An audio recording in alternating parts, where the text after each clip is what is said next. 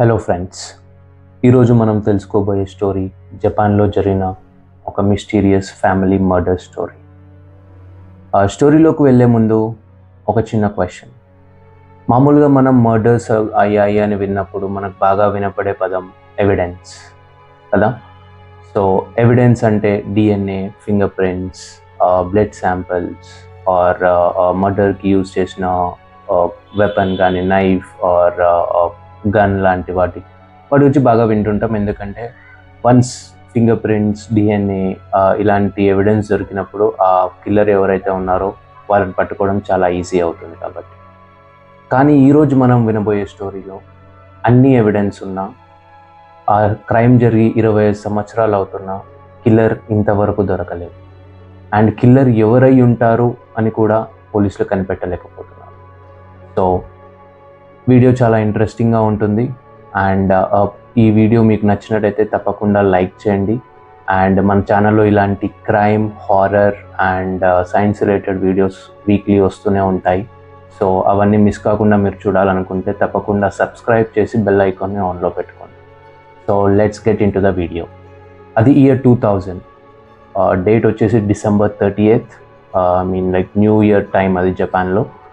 And Tokyo, జపాన్లోని Tokyo సిటీకి దగ్గరలో ఉన్న సటగాయ అనే ఏరియా. సో ఆ ఏరియాలో ఒక చిన్న ఫ్యామిలీ, ఫాదర్, మదర్, వాళ్ళకు ఒక కొడుకు, ఒక కూతురు. సో ఫాదర్ పేరు వచ్చేసి మికియో అండ్ మదర్ యసుకో అండ్ వాళ్ళ కూతురు పేరు నీనా అండ్ కొడుకు రే. సో ఫాదర్ వయసు అరౌండ్ 41 ఉండొచ్చు అండ్ మదర్ అరౌండ్ 39 అలా ఉండొచ్చు. అండ్ వాళ్ళ పిల్లలు వచ్చేసి కూతురు ఒక 11 years అండ్ కొడుకు 8 years. సో ఇందాక చెప్పుకున్నట్టుగా అది న్యూ ఇయర్ టైం కావడంతో వీళ్ళందరూ కూడా వాళ్ళ రిలేటివ్స్, ఫ్రెండ్స్తో కలిసి బయటకు వెళ్ళారు, పార్టీ చేసుకున్నారు, ఎంజాయ్ చేశారు. అండ్ అందరినీ కలిసేసి నైట్ ఇంటికి వచ్చేసి డిన్నర్ చేసి పడుకున్నారు.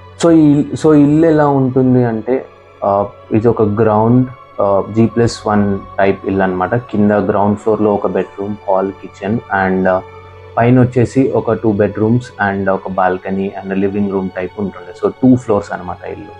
సో వీళ్ళ కొడుకు రే ఎవరైతే ఉన్నారో ఆ రోజు డిన్నర్ అయిపోయిన తర్వాత కింద గేమ్స్, అది ప్లే స్టేషన్ ఆడుతూ కింద బెడ్రూమ్లో పడుకొని ఉన్నాడు. అండ్ ఫాదర్, మదర్ అండ్ వాళ్ళ పాప పైన ఫస్ట్ ఫ్లోర్లో ఉన్న బెడ్రూమ్లో పడుకొని ఉన్నారు.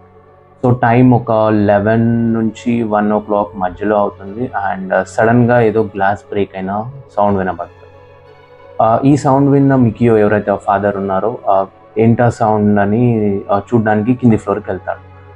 కింద ఫ్లోర్కి వెళ్ళగానే అంతా నార్మల్గానే ఉంది. అండ్ వాళ్ళ కొడుకు ఎవరైతే ఉన్నారో రే అని అక్కడ కింద రూమ్లో పడుకొని ఉన్నాడు కదా. సో ఆ డోర్ ఓపెన్ చేసి చూడగానే ఇతనికి అక్కడ ఏం జరుగుతుంది అని ప్రాసెస్ చేసుకునే అంత అవకాశం కూడా లేకుండా అక్కడ చూసేసరికి తన కొడుకు ఆ బెడ్ పైన అలానే ప్రాణాలు కోల్పోయి పడి ఉన్నాడు.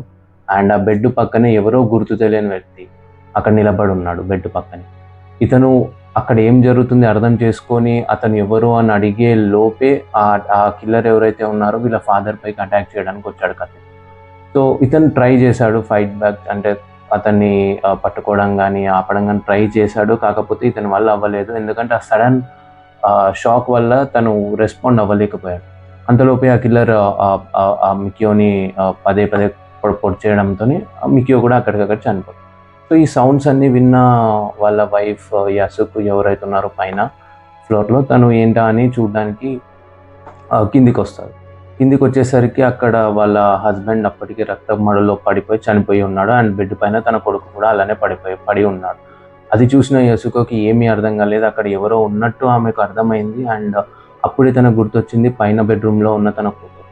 సో పరిగెట్టుకుంటూ పైనకి వెళ్ళింది. అంతలోపే ఆ కిల్లర్ ఆమె వెనకాలే పైనకి వెళ్ళాడు. అండ్ కింద వీళ్ళని ఎలా అయితే చంపాడో పైన ఆమెను అండ్ వాళ్ళ కూతుని కూడా ఆ కత్తితో అలానే పొడిచి చంపేశాడు. సో ఇది క్రైమ్. సో మనం ఇలాంటి క్రైమ్స్ చాలానే వినుంటాం. కానీ ఈ క్రైమ్లో క్రైమ్ కంటే ఎక్కువగా క్రైమ్ చేసిన క్రిమినల్ బిహేవియర్ చాలా డిస్టర్బింగ్గా ఉంటుంది. సో ఈ క్రిమినల్ ఎలా అంటే ఇప్పుడు అందరినీ చంపేసిన తర్వాత మామూలుగా వేరే వాళ్ళు ఎలా దొంగలు కానీ ఎవరైనా అట్లా చంపేసిన తర్వాత ఇంట్లో ఉన్న గోల్డ్ కానీ మనీ కానీ ఏదైనా వాల్యుబుల్ థింగ్స్ ఉంటే తీసుకొని అక్కడ నుంచి వెళ్ళిపోతారు. కానీ ఈ క్రిమినల్ అలా చేయలేదు. వాళ్ళని చంపిన తర్వాత తీరిగ్గా అక్కడే ఉండి ఫ్రెష్ అయ్యి అండ్ కుక్ చేసుకొని తన ఫుడ్ తిని అండ్ రెస్ట్ రూమ్ యూజ్ చేసుకొని అండ్ వాళ్ళ ఇంట్లో ఉన్న కంప్యూటర్లో తనకు కావాల్సిన బ్రౌజింగ్ అది చేసుకున్నాడు. అండ్ అక్కడ ఈ ఇన్సిడెంట్ అంతా అవుతుంటే బ్లడ్ అది ఎంత పడి ఉంటుంది కదా డ్రెస్ పైన, ఆ డ్రెస్ అక్కడే వదిలేసి తన బ్యాగ్ అలానే వదిలేసి చాలాసేపటి తర్వాత అతను అక్కడ నుంచి వెళ్ళిపోవడం జరిగింది. సో తెల్లారింది December 31 అండ్ ఈ యసుకో ఎవరైతే ఉన్నారో మియుకో వాళ్ళ వైఫ్, వాళ్ళ మదర్ తినకు కాల్ చేయడం జరిగింది పొద్దున. సో తినకి ఎలాంటి రెస్పాన్స్ రాలేదు తన నుంచి. సో మేబీ లేవలేదు ఇంకా అనేసి ఒక 1-2 అవర్స్ వెయిట్ చేసి మళ్ళీ ట్రై చేశాను. బట్ అప్పటికి కూడా ఎలాంటి రెస్పాన్స్ రాలేదు.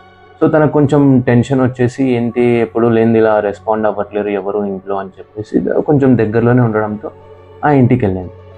ఇంటికి వెళ్తుంటే ఎంట్రన్స్లోనే ఆ డోర్ ఓపెన్ ఉండడం కానీ, కొంచెం అదేంటంటే కింద ఫస్ట్ వాళ్ళ కొడుకును అండ్ మిక్యూని చంపింది గ్రౌండ్ ఫ్లోర్ కాబట్టి కొంచెం వస్తువులు అక్కడిక్కడ పడడంతో తనకు కొంచెం చూడగానే ఏదో జరిగింది అని అయితే అర్థమవుతుంది, కానీ ఏం జరిగింది అనేది క్లియర్గా తెలియదు. సో హాల్లోంచి వెళ్ళి ఆ బెడ్రూమ్ వైపు వెళ్ళి బెడ్రూమ్ డోర్ ఓపెన్ చేయగానే అంతే, అక్కడ ఉన్నది చూసి తనకు అసలు ఏం జరిగింది, అక్కడ ఏం జరుగుతుంది, ఏం జరిగింది అండ్ అదేమి ప్రాసెస్ చేసుకోలేకపోయింది. అండ్ తను చూస్తుంది నిజమా అబద్ధమా అని కూడా తనకు అర్థం అవ్వట్లేదు. అంతలో తేరుకొని పైన ఉన్న తన కూతురు మనమరాల దగ్గరికి పైన ఫ్లోర్లోకి వెళ్తే వాళ్ళు కూడా అదే సిచ్యువేషన్, ఇద్దరి రక్తం మడులో చనిపోయి ఉన్నారు. సో తనకి ఇంకేం చేయాలో అర్థం కాక వెంటనే పోలీసులకు కాల్ చేసింది. పోలీసులు వెంటనే కంప్లైంట్ రిసీవ్ చేసుకున్నారు అండ్ 20-30 మినిట్స్లో వాళ్ళ ఇంటికి చేరుకోగానే వాళ్ళు ఫస్ట్ అబ్జర్వ్ చేసింది ఇది ఒక మర్డర్ అయితే జరిగింది. కానీ అక్కడ ఉన్న ఎవిడెన్స్లు ఏవైతే ఉన్నాయో, అంటే నేను వీడియో స్టార్టింగ్లో చెప్పినట్టు పోలీసులు ఫస్ట్ ఏరియా ఏదైతే ఉందో అది సెక్యూర్ చేసుకొని అక్కడ ఎలాంటి ఎవిడెన్స్ని వదలకుండా ప్రతిదీ స్కాన్ చేయడం స్టార్ట్ చేశారు.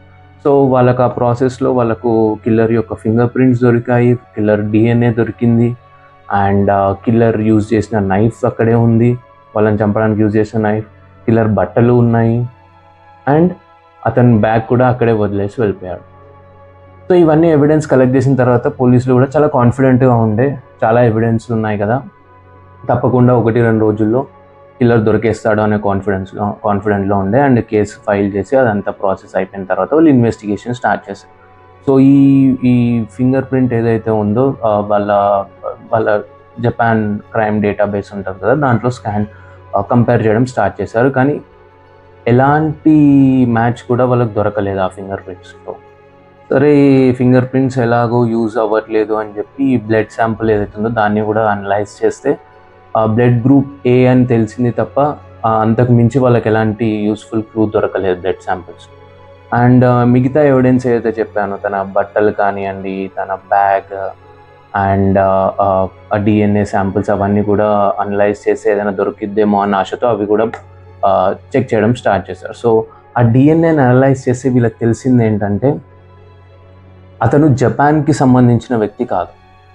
సో అతని DNAలో వాళ్ళకు చైనీస్ అండ్ యూరోపియన్ DNA ఉన్నట్టుగా అర్థమవుతుంది. సో వాళ్ళకు ఒక్కటి మాత్రం అర్థమైంది, ఇతను జపాన్కి సంబంధించిన వ్యక్తి అయితే కాదు. అండ్ తన బట్టలు ఏవైతే అక్కడ వదిలేసి వెళ్ళాడో వీటిని పరిశీలిస్తే వాళ్ళకు తెలిసింది ఇలాంటి బట్టలు జపాన్లో యూజ్ చేయరు జనరల్గా, కాకపోతే సౌత్ కొరియాలో ఈ టైప్ ఆఫ్ డ్రెస్సింగ్ అది ఉంటుంది. సో అది ఒక క్లూ ఉంది. అండ్ ఆ బ్యాగ్ ఏదైతే చెప్పానో ఇంకో బ్యాగ్ వదిలేసి వెళ్ళాడు కదా, ఆ బ్యాగ్ని బాగా అనలైజ్ చేస్తే వాళ్ళకు అది ఒక US మిలిటరీ బ్యాగ్ అని అర్థమైంది. సో ఇక్కడ వీళ్ళు ఒక డెడ్ ఎండ్ వచ్చేసారు. ఇప్పుడు ఉన్న ఎవిడెన్స్లో ఒకటి చూస్తే తను జపాన్ రిలేటెడ్ కాదు, ఇంకోటి చూస్తే సౌత్ కొరియా డ్రెస్సింగ్ స్టైల్ ఉంది అండ్ ఇంకా మూడోది US military related evidence.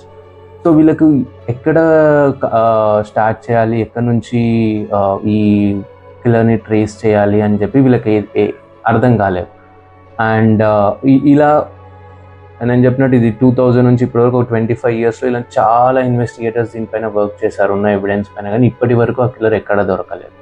So ఆ కిల్లర్ మేబీ బయట నుంచి ఈ న్యూ ఇయర్ కోసం జపాన్కి వచ్చి క్రైమ్ చేసి వెళ్ళిపోయాడా తెలీదు, ఆర్ జపాన్కి సంబంధించిన వ్యక్తే వీళ్ళని చంపేసి ఇంకా జపాన్లోనే వాళ్ళ చుట్టే తిరుగుతున్నాడా కూడా తెలియదు. సో ఇలా ఈ క్రైమ్ అనేది ఎటూ తెలియదు. అంటే కిల్లర్ ఐడెంటిఫై అవ్వలేదు, అండ్ అట్లీస్ట్ కిల్లర్ జపాన్కి సంబంధించిన వాడా లేకపోతే వేరే కంట్రీకి సంబంధించిన వాడా అనేది కూడా ఎలాంటి క్లారిటీ లేదు. సో ఇది స్టోరీ. అండ్ ఈ స్టోరీలో మీరేమనుకుంటున్నారు, కిల్లర్ ఎవరై ఉంటారు అని కింద మీకేమనిపిస్తుందో కింద కమెంట్ చేసి చెప్పండి.